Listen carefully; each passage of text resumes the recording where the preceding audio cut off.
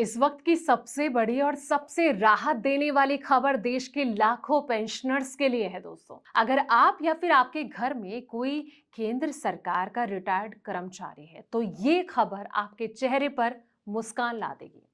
आठवें वेतन आयोग से वो बड़ी फाइल आगे बढ़ चुकी है जिसका इंतजार सालों से हो रहा था। जी हाँ, मेडिकल अलाउंस यानी कि एफएमए को सीधे 3 गुना करने की तैयारी हो चुकी है।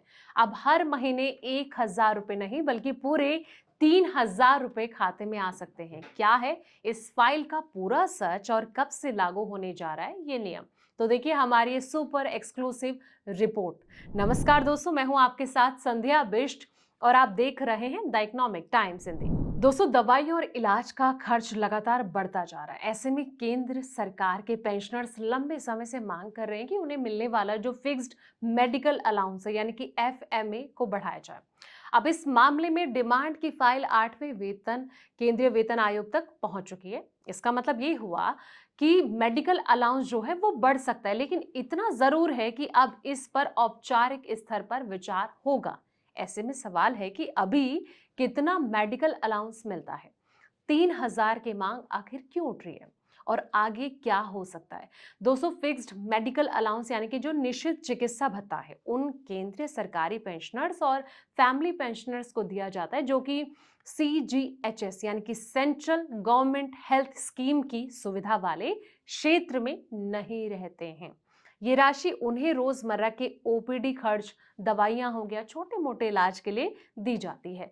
ये अस्पताल में भर्ती होने के खर्च का जो ऑप्शन है वो नहीं है, बल्कि सामान्य चिकित्सा जरूरतों के लिए मासिक सहायता है। अब सवाल ये कि अभी कितना मेडिकल अलाउंस मिलता है। वर्तमान में पात्र पेंशनर्स को 1,000 प्रति फिक्स्ड मेडिकल अलाउंस मिलता है दोस्तों, और कई कर्मचारी और पेंशनर्स जो हैं, संगठनों का ये कहना है कि ये राशि कई साल पहले तय हुई थी। तब से दवाइयां, जांच और इलाज की जो लागत है काफी बढ़ चुकी है, इसलिए मौजूदा राशि वास्तविक जरूरत के मुकाबले जो है वो कम पड़ रही है। अब 3,000 रुपए प्रति माह करने की मांग आखिर क्यों उठती जा रही है। दोस्तों, मामला सिर्फ कर्मचारी संगठनों तक सीमित नहीं है। संसदीय स्थायी समिति ने भी पहले इस भत्ते को बढ़ाने की जरूरत बताई थी और इसी आधार पर लंबे समय से ये मांग की जा रही है कि एफएमए को 1,000 से बढ़ाकर 3,000 रुपए प्रति माह किया जाए, ताकि जो बढ़ती चिकित्सा लागत है इसका कुछ बोझ कम हो सके। अब क्या सरकार ने मेडिकल अलाउंस बढ़ने को मंजूरी दे दी है? तो जवाब है नहीं।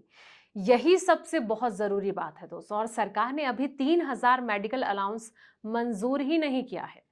हालिया प्रशासनिक बैठकों और JCM यानी कि जॉइंट कंसल्टेटिव और मशीनरी जो है इस मुद्दे पर चर्चा हो चुकी है, लेकिन सरकार का रुख यही रहा कि इस तरह का संशोधन आठवें केंद्रीय वेतन आयोग के व्यापारिक समीक्षा दायरे में किया जाएगा, यानी कि जो अंतिम फैसला है आयोग की सिफारिशों के बाद ही होगा। आठवें वेतन आयोग इस पर अब क्या देख सकता है। वेतन आयोग जो है सिर्फ वेतन नहीं देखता, बल्कि कर्मचारी और पेंशनर्स को जो मिलने वाले भत्ते हैं, सुविधाएं हैं, सामाजिक सुरक्षा है, इसका भी आकलन करता है।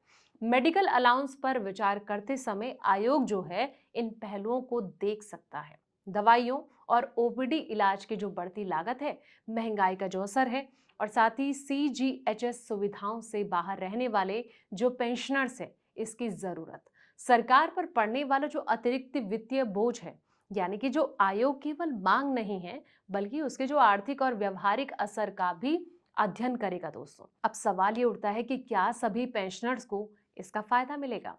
तो फिलहाल नहीं, ये कहा जा सकता है। मौजूदा नियम के तहत एफएमए मुख्य रूप से उन पात्र पेंशनर्स को मिलता है जो कि CGHS सुविधा का जो लाभ है वो नहीं ले रहे हैं। अगर भविष्य में आयोग कोई नई सिफारिश करता है दोस्तों, तो उसके दायरे में पात्रता का फैसला जो है वो सरकार करेगी। लेकिन सरकार अब इस और क्या कदम उठाती है ये तो आने वाला वक्त ही बताएगा। लेकिन इस रिपोर्ट को आप कैसे देखते हैं? क्या आपको लगता है कि सरकार इसको लेकर कोई फैसला ले सकती है? तो कमेंट सेक्शन में अपनी राय जरूर दें और साथ ही इस वीडियो को लाइक शेयर करें दोस्तों। चैनल को सब्सक्राइब करना ना भूलें ताकि पल पल की अपडेट्स आपको मिलती रहे। तब तक के लिए आप देखते रहें द इकोनॉमिक टाइम्स हिंदी।